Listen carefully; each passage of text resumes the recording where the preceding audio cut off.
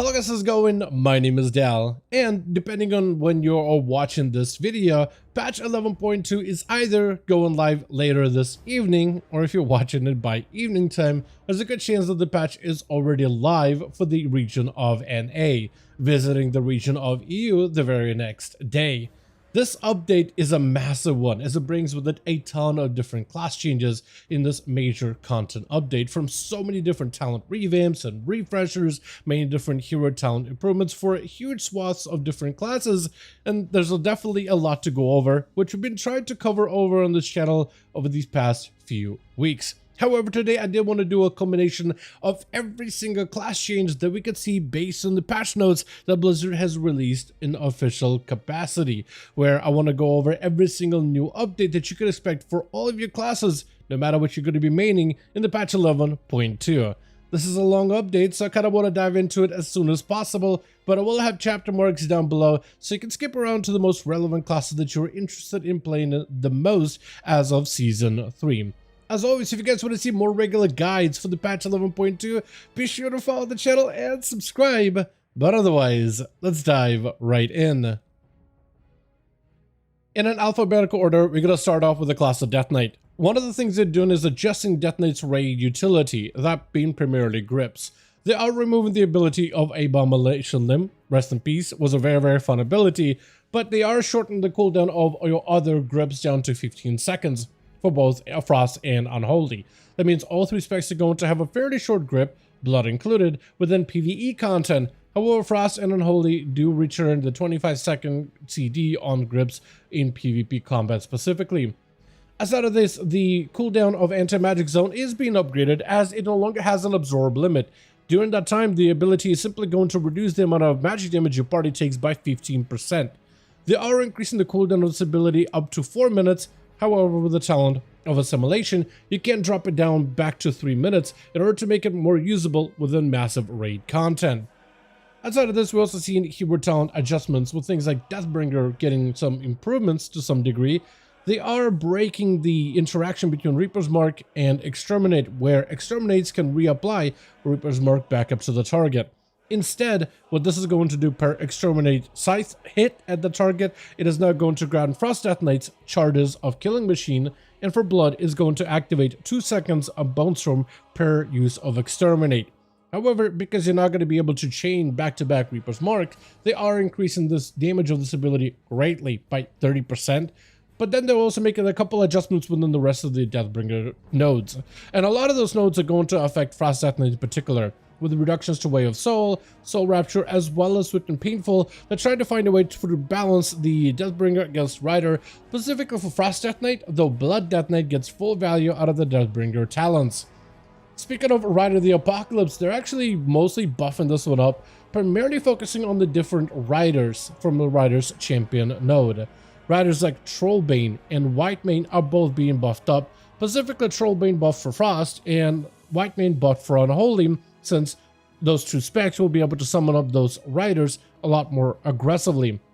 Morgraine's Death and Decay effect also gets buffed up, the damage gets significantly improved, but also as Frost Death Knight, Morgraine's Might is being adjusted, where for Unholy it functions like a proper Death and Decay. For Frost, they no longer have any interactions with Death and Decay. So instead, while standing within Morgraine's Death and Decay, Frost Death Knights will gain more damage, as well as a higher critical strike chance. Then we have the hero talent of Sunland, which also has been adjusted to remove some of the RNG out of the playstyle. Blood's Life is no longer a random proc rate, but instead a Blood Beast command. Blood's Life is no longer a random proc rate, but now you can command a Blood Beast to instantly spawn anytime you use Dark Transformation or Dance and Rune weapon as either Blood or Unholy Death Knight. And they've also buffed up the damage of the Blood Beast by a significant bit. Many of the nodes for Sunland have been amped up a little bit, such as Frenzied Bloodthirst that increases the damage output of Death Coil and Death Strike based on the stacks of Essence of the Blood Queen. And for Unholy in particular, with the talent of Visceral Strength, with Visceral Strength you actually get a different bonus, where after your Scourge Strike consumes your Virulent Plagues, with the talent of Infliction of Sorrow, you can then cast Outbreak for no cost on runes, and that Outbreak will also cast a free Death Coil or Epidemic, whichever ability you cast recently, to try to make Sunland Death Knight a little bit easier to play.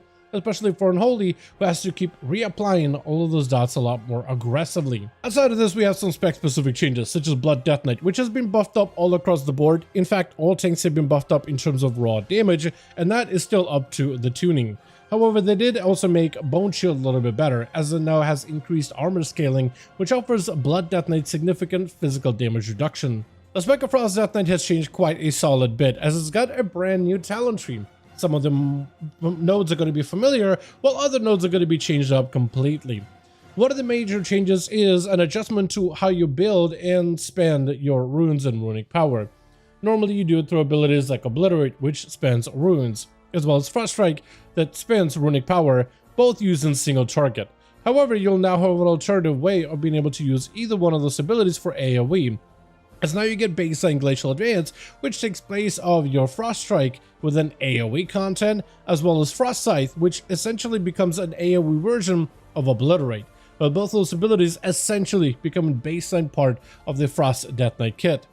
They've also changed the way that Empower Rune Weapon works. It is now on a much shorter cooldown that can be further reduced as you get Rime Howling Blast procs, and this ability can be weaved in between your rotation to instantly do Shadow Frost damage, grant you runic power, and a charge of Killing Machine guaranteed. And many of the talents that play off of Killing Machine can now interact with Empower Rune Weapon in order to further amplify its effectiveness as you weave it into your rotation in between big bursty goes. There's also a number of new talents in here, such as passive options such as Runic Overflow, as well as Runic Command, but also a lot of variety of brand new options such as Frost Reaper, where Obliterate has a chance to tether souls to yourself and the target, and then your next Frost Strike severs those tethers, dealing additional Shadow Frost damage to all foes. Rime-empowered Howling Blast could also create Icy Blaze that will deal immediate damage and have a chance to grant you more Killing Machine procs. And in fact, Howling Blast now can hit an additional target at maximum effectiveness, which makes Rime Howling Blast procs even more effective. There's also talents such as Icy Onslaught, which allows Frost Strike and Glacial Advance to now cause your next Frost Strike and Glacial Advance to deal more damage while costing slightly more resources. And this effect continues to stack until your next Runic Empowerment, allowing you to keep building and spending those resources a lot more aggressively. When it comes to your capstones, such as for Obliteration, you now have a new upgrade talent called Killing Streak. Obliterate and Frost Scythe consumes all Killing Machine procs at once to deal 25% increased critical strike damage and grant you 2% haste for 8 seconds for each stack consumed, and multiple applications of this effect may overlap. Capstones that play off of Shattering Blade now has a new upgrade called Frostbane. Each foe struck with a Glacial Advance has a chance to transform your next Frost Strike into a Frostbane. The chance increases with the number of Razor attacks on that target. With Frostbane, you start an Onslaught, a combo type of attack that deals additional frost damage to all enemies caught in its wake, and each enemy struck reduces the damage dealt to the next foe by 5% down to 40%. They've also made adjustments to the cooldown reduction for this spec and adjusted its cooldowns accordingly, so the Breath of Thunder Ghost is now 1.5 minute cooldown and has a much easier time synergizing into Pillar of Frost. However, they'll also change the way that this ability works. Instead of consuming your runic power in order to keep the channel going, it'll now be extended in its channel anytime you consume a Killing Machine proc or Rime, which allows Frost Death Knights to really congregate a lot of the gameplay around Killing Machine and Rime procs as part of the core gameplay. From there, we also have the spec of Unholy Death Knight, which now has gained a couple of new talents, one of them being a new adjustment to the mastery which supports critical strike damage, which increases the critical strike damage of your minions and diseases by half of your current mastery value, so it gives you some opportunity for crit damage scaling. On top of it, you can now fully invest into damage over time effects or minion type builds with talents such as Plague Mastery or Grave Mastery, where with Grave Mastery, critical strike damage of your minions is further increased by 15%, or with Plague Mastery, critical strike damage over diseases is increased by 25%. Some of the cooldowns, such as Dark Transformation, are now being condensed into other cooldowns such as Apocalypse, which both are a 45-second cooldown, but can now be merged together, where Apocalypse will be able to summon up an army of undeads while also dealing shadow damage to the target per festering wound, but it'll also have the bonus effect of empowering your Dark Transformation ghoul. There's now a new choice node between the ability of Defile, which transforms death and decay into one that grows with power and with size over time, or with the talent of Desecrate that causes Death and Decay to deal more damage baseline. Its cooldown is shortened, and once you place a Death and Decay, you can then use the ability of Desecrate in order to expunge the ability immediately, causing it to deal 100% of its remaining damage instantly, while applying a burst of festering wounds across all targets, and it also grants you the full benefits of Death and Decay without having to stand in Death and Decay, which is going to be fantastic for mobility heavy situations. Another choice node that you'll find in the Unholy Tree is a choice between Rage Abomination, which is roughly similar, or Legion of Souls, which also now replaces Army of the Dead. So instead of summoning up an entire army of undeads to strike at your targets, you can now sprout these claws out of your body that will strike at nearby foes for 2.1 million shadow damage, while also applying 6 festering wounds over 12 seconds. And while Legion of Souls is active, it grants you the full benefits of standing in Death and Decay, which means even more cleave capability. Next we have the class of Demon Hunter, and their changes are going to be very slight. Like all the other tanks, Avege's Demon Hunter is also seeing a significant damage amp. However, defensively it is seeing a slight reduction. Like their Mastery of Foul Blood, they're actually reducing the effectiveness of this mastery by 17% heading into this patch, which isn't the craziest, but it is going to slightly impact the survivability ever so slightly. Also, the talent of Deflecting Spikes will slightly decrease the amount of parry you generate, increasing your parry chance while spikes are active by 8% instead of 10%. So a very slight adjustment and nothing else. The next class on the list is the Druid, and we got a couple of changes, starting with some of the general talent tree adjustments.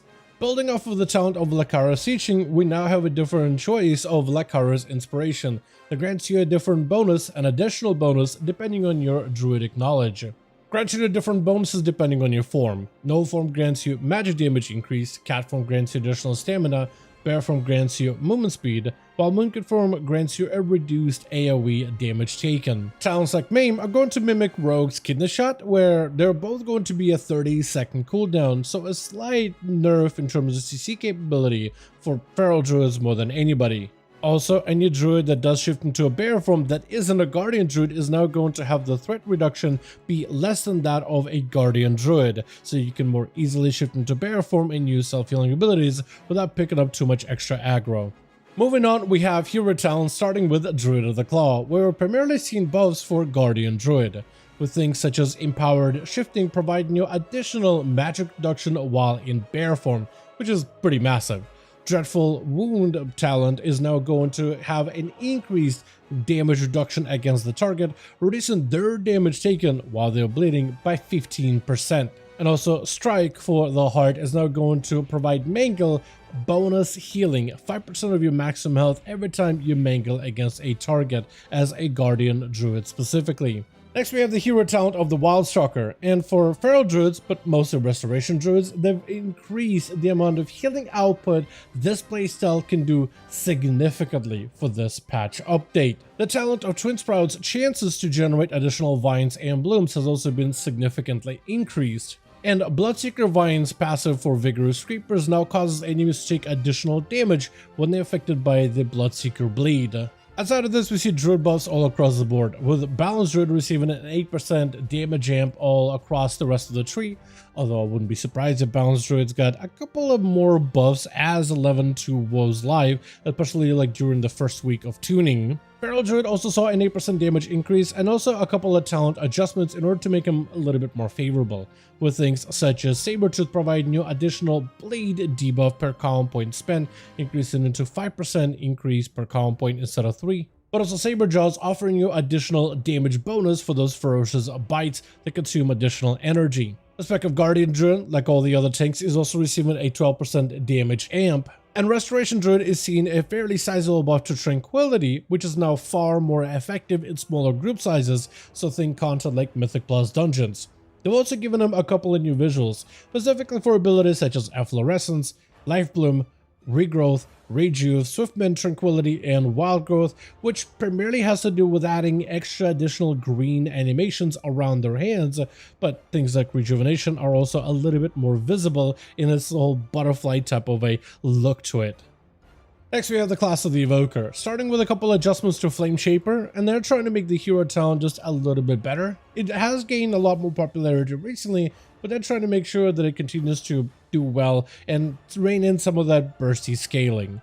First of all, Flame Shaper Engulf ability is receiving a lot more damage, 100% more damage and healing baseline.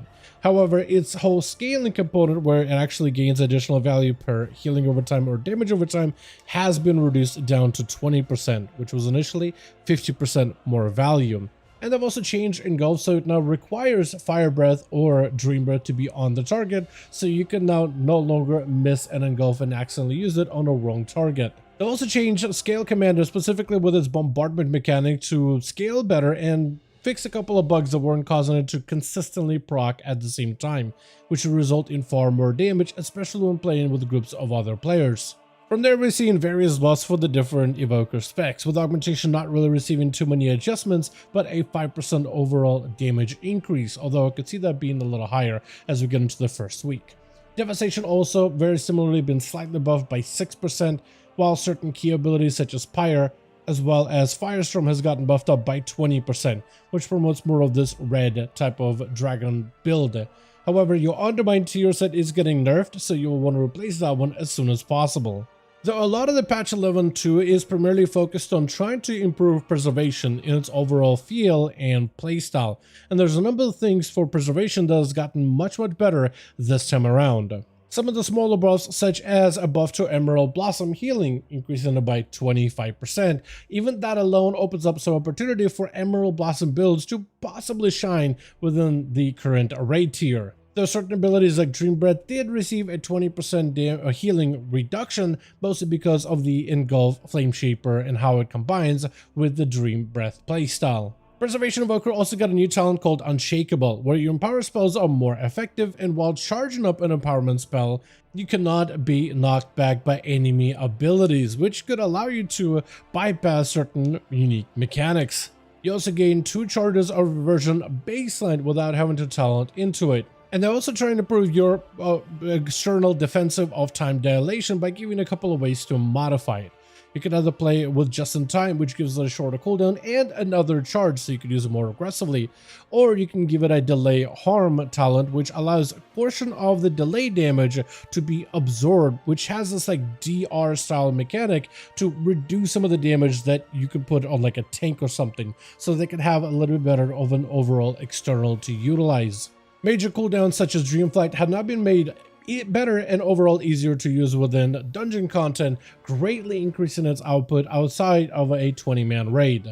There's now a new choice node between Stasis, which remains exactly the same, and Temporal Artificer, to try to give Evokers like a more complex version of Stasis as an ability, something that you could easily reach without having to go all the way to the bottom right capstones, but they also wanted to give you like an easier version to use, and Temporal Artificer gives you massive cooldown reduction on Rewind, reducing it from 4 minutes to 2 minutes, so potentially you could go with like more rewinds or the stasis type of combos.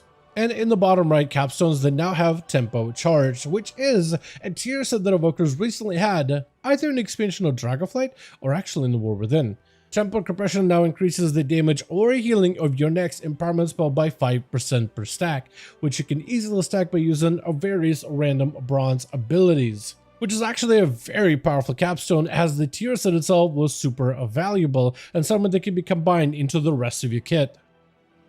From there we have the class of the Hunter, and for those of you that don't really enjoy playing around with a closer shot, there's now going to be an alternative talent called Harmonize, which simply increases your pet damage, but you can further increase that damage further with Black Rock Munitions, which can either increase the damage of Explosive Shot or increase the value of Harmonize by 2 additional %.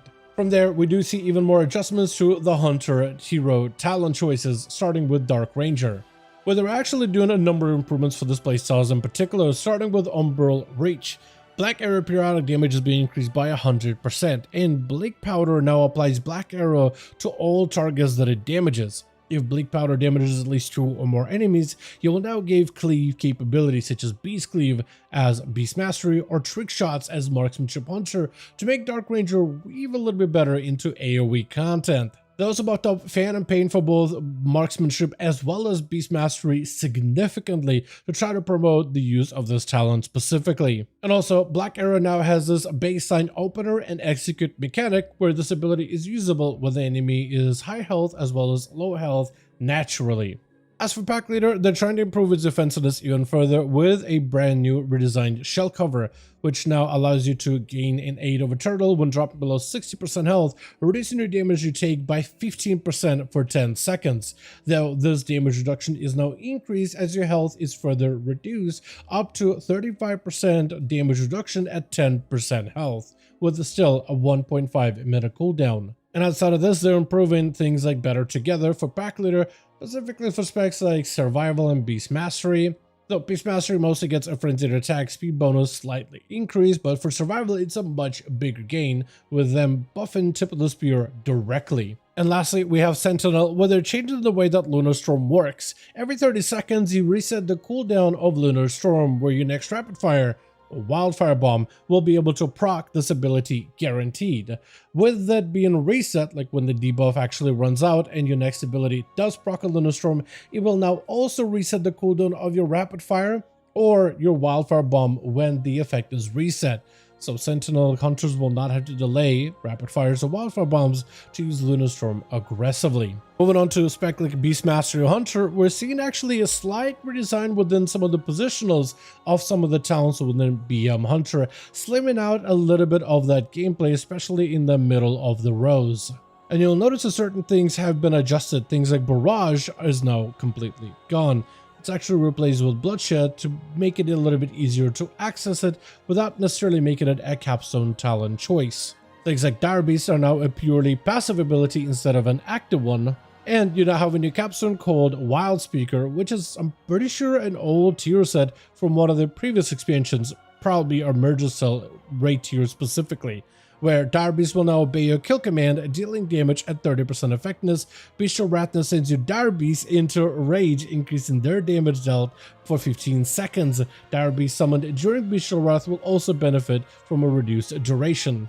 Now, another spec that's received a fairly wild talent tree adjustment is Marksmanship Hunter, where they consolidated some of the core abilities such as lock and loads, for instance, and made it much easier for you to be able to pick it up directly. Some of their AoE options such as trick shots and aspect of the Hydra laid to the side, with things like light ammo making it easier to reach. And further in the capstones, we now have a cooldown reduction for True Shot or Unerring Vision, which can then go further into Tensile Bowstring and finish it out with Double Tap, so you can pick up Double Tap potentially with Unerring Vision directly. And while many of their talents didn't really change too much, they are very familiar from what we've seen previously.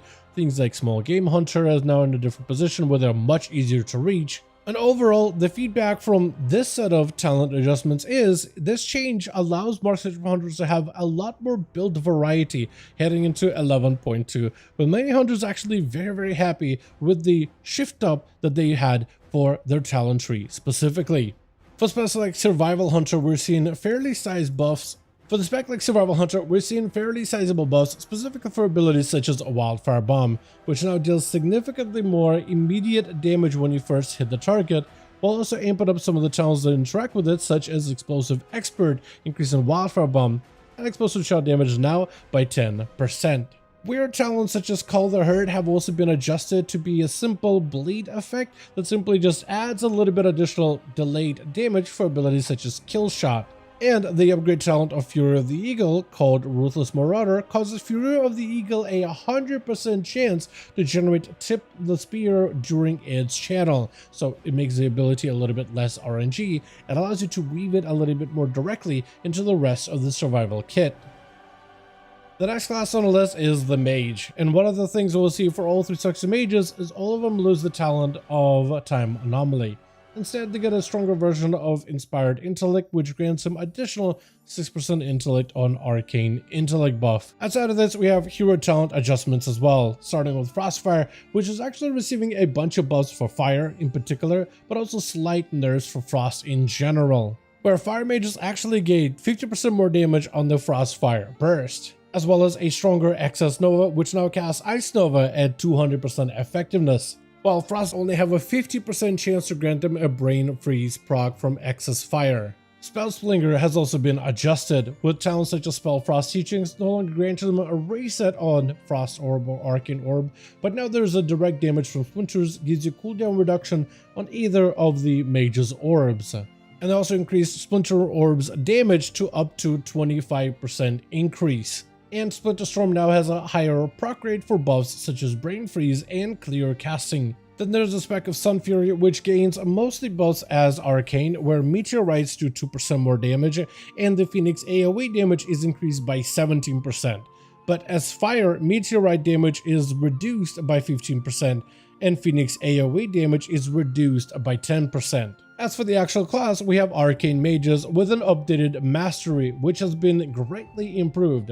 The mana bonus was increased by 10%, Arcane Blast damage bonus increased by 30%, Arcane Barrage bonus increased by 40%, and Arcane damage overall increased by 10%. But then they also increased the value of Prodigious Savant as well in order to try to make Mastery as a stat much better for Arcane Mages. Lastly, they also increased the travel speed of your Arcane Orb so it reaches the target quicker, which will generate your resources a little bit faster. For specs like Fire Mage, we have a damage amp to Meteor buffeted by 20%. They've also adjusted Meteor, so instead of having to do most damage to any target that is directly in the center, it'll now deal the most damage, 40% more, to any target the closest to the center, which makes it a little bit easier to land those meteorites instead of having to land directly on the boss. Even if they clip the boss, as long as it's hitting a single target, that target will take full damage. Talents like Hyperthermia have also been adjusted, where casting Pyroblast and Flame Strikes will now increase the damage of either one of those casts by up to 150%, promoting a playstyle where when you get a Hyperthermia buff, you want to spam cast those abilities to end up building the damage increase. However, Mages did see a couple of nerfs with things like their Ignites nerfed by 10%, as well as the raw damage of their Flame Strikes also reduced by 10% as well. Then lastly, we have the spec of Frost Mage, where we're seeing a buff towards their Mastery. Mastery Icicles all damage bonuses, which is a pretty large tooltip for it. All the damage bonuses from this Mastery have been increased by 40%. And they've also adjusted the ability of Blizzard, where the cooldown and its duration now match, and the cooldown has been increased to 15 seconds. However, it looks like in the last build, they've also added haste scaling, so the more haste you have, the shorter the cooldown of this ability can be. The next class on the list is the Monk, starting with a general change to all three specs with Vivacious Vivification, which has recently been adjusted to work off of Rising Sun Kick, where Rising Sun Kick is what procs Vivify to be instantaneously cast and have its energy cost reduced. This means you're going to have less passive Vivacious Vivification procs, but for certain specs such as Windwalker and Mistweaver, you can actually chain more Rising Sun Kick procs directly, so you can affect how many times you can use Vivify even more, like regularly. Outside of this, a good portion of the changes for monks comes to the spec of Brewmaster, which has seen a large amount of adjustment within its talent tree, with many different adjustments in the top rows, with some talents becoming now a choice between one another. But then there's also other survivability benefits such as Nuazao's Resolve. Besides this, we also have two versions of Celestial Brew. Either a baseline one that exists right now in the live realms that absorbs all damage, or we have Celestial Infusion that absorbs damage but only at a 30% rate, where majority of the damage is taken to the face but a portion is taken into the absorb effect, almost creating like a damage reduction effect out of the shielding bonus. We also have other defensive talents such as Zen State, which actually amplifies the effectiveness of your stagger based on your missing health. So the lower your health is, the better stagger you go into output. Stagger being the main defensive mechanic of a Brewmaster Monk that allows him to only take a portion of the damage directly to the face, while the rest of the damage is actually converted into a dot that deals damage to you over time, allowing him to smooth out the damage you take, with higher stagger allowing him to smooth out the damage even further, really putting the class out of dangerous situations. Talents such as Facepalm have also been buffed up to now grant Tiger Palm direct damage increases with also better cooldown reduction, which plays really well with some of the different traits with Master of Harmony in particular. And it even opened up a whole new build where monks don't even run Breath of Fire, at least they weren't running it on PTR, but it'll be interesting to see what kind of builds other players will concoct once this update goes live. Also, the greatly improved Nuazawa. otherwise known in the community as Dave, to be far better defensively, offensively, but also comes with additional bonuses such as a much shorter cooldown and the ability to knock enemies up into the air, which allows brewmasters to gain even more crowd control and unique type of crowd control that can't really be DR'd with other effects within Mythic Plus content specifically. Next we have the spec of Mystery or Monk, where like all the other healers, abilities such as Restoral and Revival are now greatly amplified in effectiveness within smaller group sizes, so think content like Mythic Plus dungeons. They've also increased the healing output of Shaylun's gift, and also greatly increased the overall healing of Vivify, increasing its direct healing by 80%.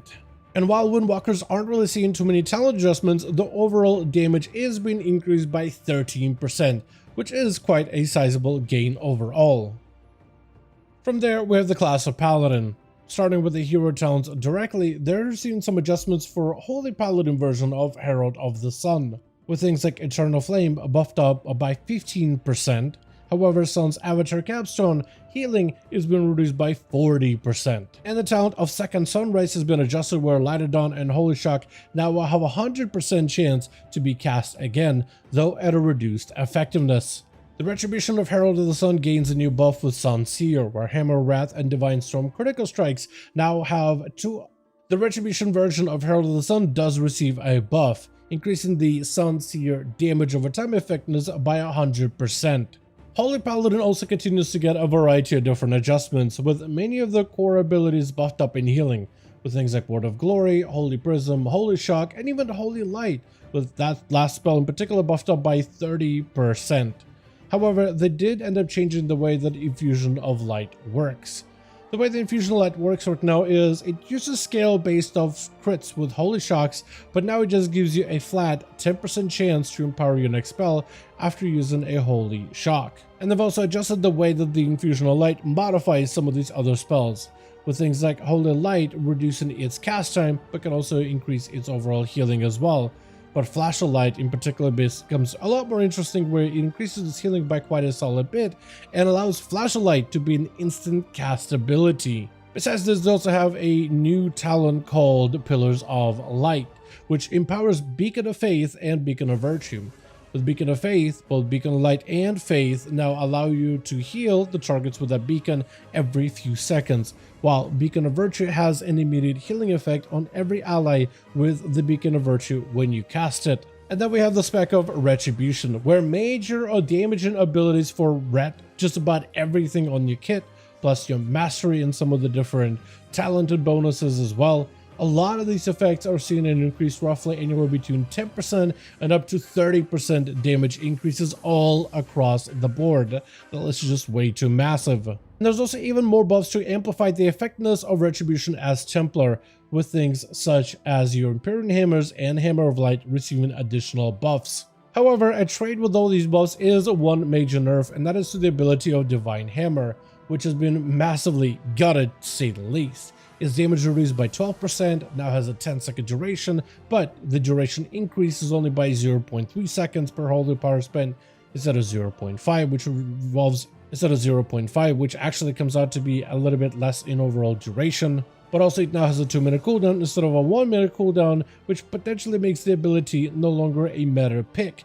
However, more tuning potentially could swing it back upwards.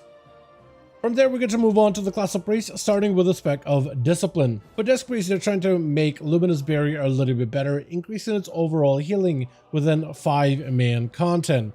And they're also buffing up the overall effectiveness of Ultimate Penitence, increasing its damage and healing by 35%. However, they also are striking at Disc Priest mana generation by increasing the amount of mana abilities like Power Word Radiance as well as Power Word Shield cost. And then there's Surge of Light, which has also been nerfed to now reduce the mana cost of your Flash of Light by 50% mana instead of 100% less mana. Also, the talent of Wheel of Woe has also been reduced, which is now stacks at 3% per stack instead of 5%, reducing both the damage of your smites as well as Power Word Shielding. Then we have the spec of Holy Priest, where their major raid cooldown of Divine Hymn is also being increased like some of the other healers out there, increasing its output by 100% in smaller group sizes like Mythic Plus dungeons.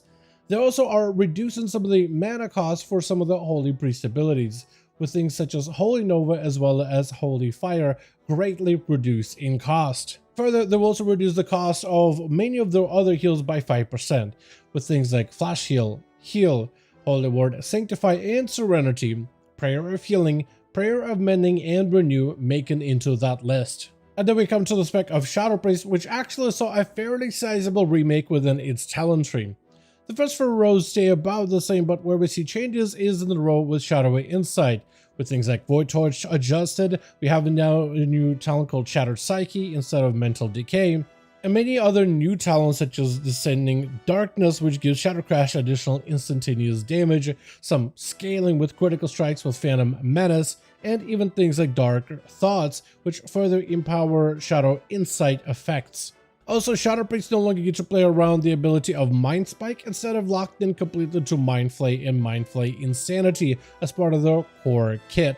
We also see adjustments to some of the different capstones that are going to be build defining. With at the bottom of the Mindbender, we now have Idle Yeshiraj, granting you some haste immediately, but also then taking some haste afterwards with a bit of a kiss and a curse mechanic. Below Death Speaker, we see a return of an old tier cell called Death's Torment that allows Shadow Word Death to strike the target additional times. Idle Nazoth is a new debuff that you can now build up with your damage, doing a little bit of damage at 50 stacks and a massive burst of damage at 100 stacks on a target. And even abilities like Void Torrent can then transform into a new skill called Void Volley that releases a volley of pure void energy, firing 10 bolts at your target with 1 bolt to all enemies within 10 yards. Which gives many priests out there plenty of new tools to explore in the patch 11.2. From that point forth, we got the class of Rogue, where we see a number of little adjustments with things like Cold Blood going on cooldown immediately when you use the ability, but now the buff isn't going to be something that's permanent until you use an ability that consumes it. Now the buff itself lasts for 15 seconds. This is mostly an adjustment to try to make the playstyle of Fatebound, especially as Assassination with things like Inevitable End, a little bit easier to play, since the cooldown now can synergize with the rest of your talented abilities. Outside of this though, Fatebound does receive a number of buffs, primarily in its damage components such as Coin Tails, as well as Lucky Coin damage, amped up by 17%, which is massive, but they also fixed a number of bugs that cause your RNG to actually be worse as the Fatebound Rogue. For Trickster, they also did receive a nerf towards Nimble Flurry for both Subtlety and Outlaw, where both of them will see a little bit less cleave damage. However, Subtlety rogues can now benefit from Shadow Blades with the effect of Nimble Flurry, which will increase your overall AoE damage. Then we have buffs for individual specs of Rogue, starting with Assassination, which is essentially getting buffs all across the board. Just about everything from your abilities to even your auto attacks are being improved, with the only ability slightly decreased in value is Crimson Tempest, although this dot was getting to the point where you would use it in single target, where it is meant to be an AoE dot, so this adjusts it. Overall, Assassination is looking very strong with these set of changes, but it does make him a little bit heavier of an Envenom spamming type of spec, so your playstyle essentially doesn't really change this patch, you're just going to be using your Venom a little bit more aggressively. Another spec that saw damage buffs all across the board is Outlaw, with its overall damage significantly increased. That technically did reduce some of the cleave elements such as Blade Flare cleaving a little bit, but the single target damage ends up kind of making up the difference for that cleave reduction. They've also massively adjusted the ability of Killing Spree, which has now gone through a number of changes. It is now a channeled ability, very similar to the original one, but where it's a channel that allows you to use defensives and movement abilities and even move while Killing Spree is channeling during its duration. Killing Spree now is an ability that is a finisher that deals a lot of damage, significantly more damage, though it has a slightly longer duration, and now generates call points with every single strike, which is now a frontal cleave ability that will hit all targets in front of you. The cooldown has been increased to 3 minutes, however, to compensate, and it also gains a new icon, but the ability itself for the most part is a massive improvement in its usability. And finally, we have the spec of Subtlety, which didn't receive nearly as big of buffs as the other two specs, but it is gain roughly a 5% overall damage increase, plus an 11% damage buff for abilities like Black Powder, making it a much more consequential ability in AoE and cleave situations. From there, we have the class of Shaman. Starting with the hero talent of Farseer, we're receiving some buffs, primarily in the AoE damage that Ancestors can do with Chain Lightning, but also to the node of Elemental Reverb, which now increases Lava Burst damage by 20%. Outside of this, Elemental is getting large damage buffs all across the board, with abilities such as Elemental Blast and Earthshock buffed by 25%, baseline abilities such as Lightning Bolt, Lava Burst, Earthen Rage, and Ice Fury buffed up by 35%, and even abilities like Frost Shock buffed up by 50%.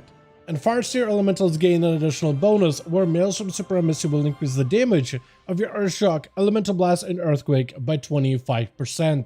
For enhancement Shamans that are playing with the talent of Thorns Invocation, those of you that are playing with Stormbringer, Thorns Invocation will now automatically use the ability of Tempest whenever it is available, passively as part of its automatic use instead of spamming Chain Lightning or Lightning Bolt, which helps to reduce some of the breaks within the Ascendance rotation. And for the final spec of Restoration, we're receiving a fairly sizable buff for Healing Tide Totem, with the healing of this ability increased by 100% within smaller group sizes, specifically content like Mythic Plus dungeons. From there, we have the class of Warlock, and technically we have a new change for some of the general abilities such as Corruption. Now, this ability normally is a cast for Demonology, but instant cast for Affliction, but they're removing a talent that allowed Corruption to become instant cast for Affliction, and are just making Corruption instant cast baseline.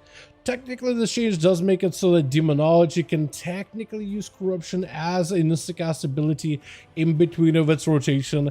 I doubt that it's going to become some kind of like a major ability that you'll want to maintain as Demonology anytime soon, but it's definitely interesting development and might be useful in some situations, such as maybe PvP content for mobility while being able to deal damage on the move.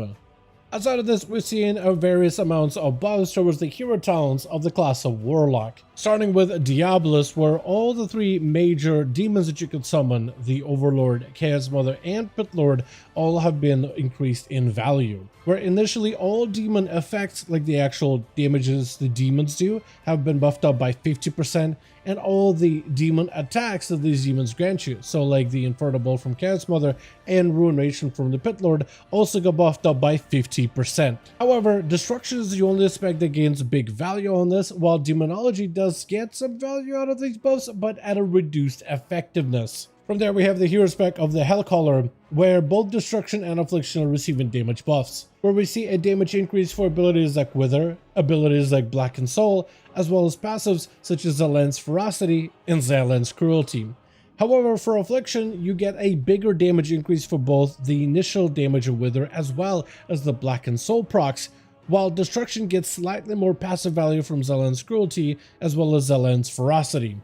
Lastly, we also have buffs for Soul Harvester, though only solely as Affliction spec specifically, where we get buffs towards abilities such as Wicked Reaping, buffed up by 75%, the actual damage of your Demonic Soul, buffed up by 55%, and the Dot of Soul Anathema, buffed up by 40%. Outside of this, we also see a variety of different buffs for Affliction Warlocks specifically, some fairly sizable increases all across the board, with your main Dot of Unstable Affliction buffed up by 68%. Your filler abilities such as your Soul Drain as well as Shadow Bolt buffed up by 25%, Summon Dark Lair damage buffed up by 35%, the damage of Hunt buffed up by 50%, but also its debuff that it leaves on a target now amplified to 12% additional damage that the target is going to take. The talent of Tormented Crescendo can now stack up to 3 times, which allows you to bank up a few more charges of Tormented before having to use them up immediately. And with the talent of Focus Malignancy, Malefic Rapture will now deal 80% increased damage to the target of Unstable Affliction, greatly increasing the overall focus single target damage. The next spec is Demonology, where they actually gain a new talent of Master Summoner. This was initially a PvP talent, but now became a baseline talent, increasing the cast speed of when they summon the Dreadstalkers, Vile Fiend, and Tyrant, but also increasing the mastery by 4%. Certain talent nodes such as Immutable Hatred no longer share a choice node, it is now a solo talent, and has been made much stronger than the original version. Also, they made it easier for Demonology Warlocks to pick up Pact of the Imp Mother, no longer blocked out by Umbral Blaze. Though if you do end up picking up Umbral Blaze, it does have a 100% proc rate, allowing your hand to go downs to have additional Shadow Flame damage. Outside of this, Demonologists saw big damage buffs all across the board for various abilities such as Shadow Bolt, Demon Bolt, the damage of the imps, as well as Implosion.